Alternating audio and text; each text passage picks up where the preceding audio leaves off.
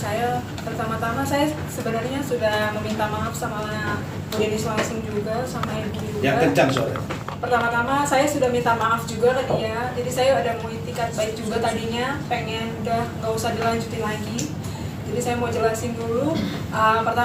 Pertama kali saya kerja di situ 2022, saya diangkat jadi asistennya dia.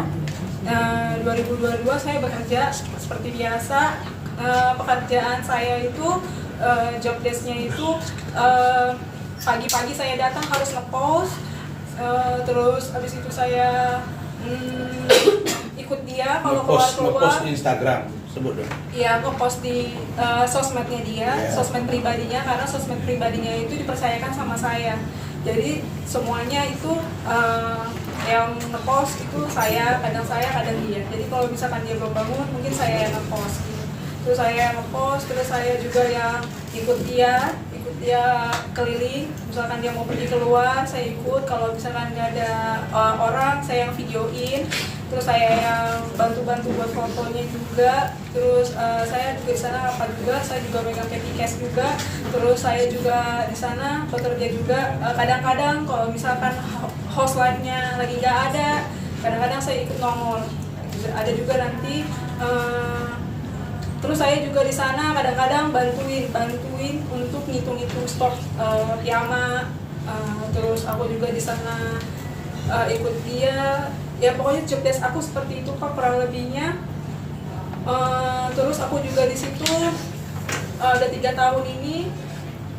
Memang saya sudah mengakui kesalahan saya, kenapa transfer itu ke rekening saya. Itu juga ada beberapa transaksi, 1, 2, 3, 4, 5 transaksi memang. Dan saya sudah mau minta itikat baik dengan papa saya datang ke sana. Waktu itu saya resign-nya pertanggal 21 Maret. Jadi 21 Maret itu saya resign, mungkin saya terbawa emosi waktu itu. Kenapa emosi? Mungkin karena diomelin, tapi mungkin katanya kalau diomelin itu wajar. Karena kan kalau nggak salah pasti harus diomelin, kayak gitu. Cuma ada beberapa yang membuat kepala dan pikiran saya mungkin pusing waktu itu. Kenapa? Karena saya harus cari brand, saya harus WhatsApp tim brand, terus saya juga harus jualan bunga, terus ditambah lagi ada beberapa hutang-hutangnya yang mungkin penagihannya langsung ke saya. Gitu. Jadi saya sempat berantem sama beberapa konveksi waktu itu untuk BLID ya Pak. Jadinya itu saya mungkin pusing di situ. Tapi memang perusahaan katanya semua perusahaan pasti ada hutangnya. Ya oke, saya terima, mungkin itu pekerjaan saya, job desk saya. Cuma mungkin waktu itu saya pusing banget untuk mikirin kayak gitu-gitu, hal-hal yang kayak gitu, yang untuk penagihan hutang ke saya. Ya mungkin pekerjaan saya ya saya terima, oke. Dari situ saya mengajukan resign melalui lisan di WhatsApp. Saya senang mendengarkan. Di WhatsApp saya mengajukan resign. Memang saya tidak datang ke sana.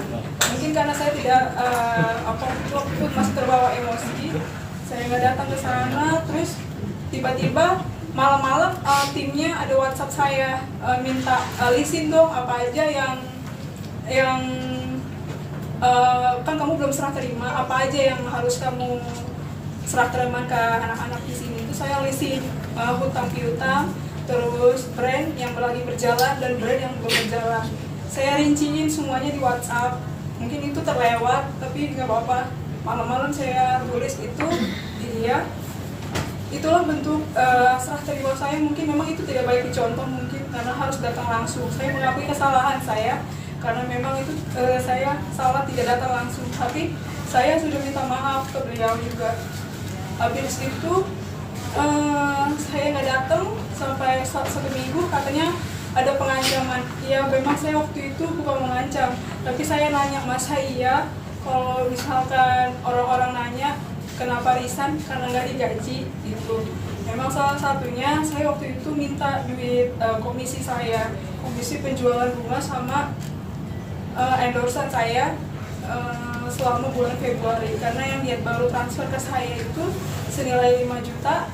Aku mau jelasin lagi, mungkin yang beredar ini banyak yang bilang katanya gajinya Frida 10 juta ya. Enggak, gaji saya itu cuma 5 juta selama 3 tahun saya kerja, itu cuma 5 juta. Tapi memang kalau saya dijualan komisinya dapat 3%. Itu sih mungkin mereka 3% apa 30%? 3% Pak.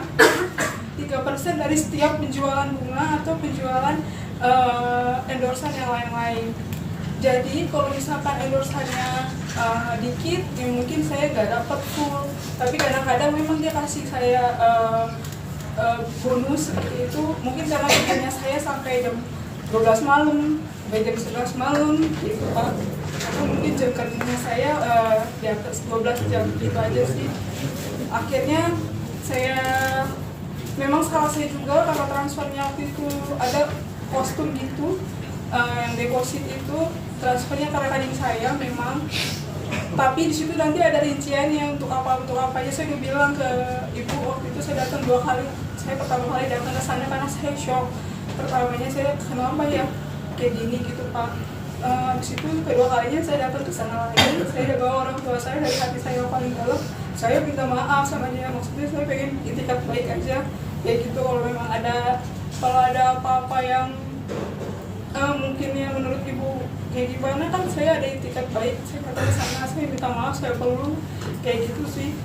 Tapi sampai kemarin akhirnya dilapori juga ke Polres gitu. Maksudnya dari kejadian kayak gini dia cuma mikir kenapa ya, padahal aku udah 3 tahun bareng sama dia, terus susah senangnya udah bareng-bareng.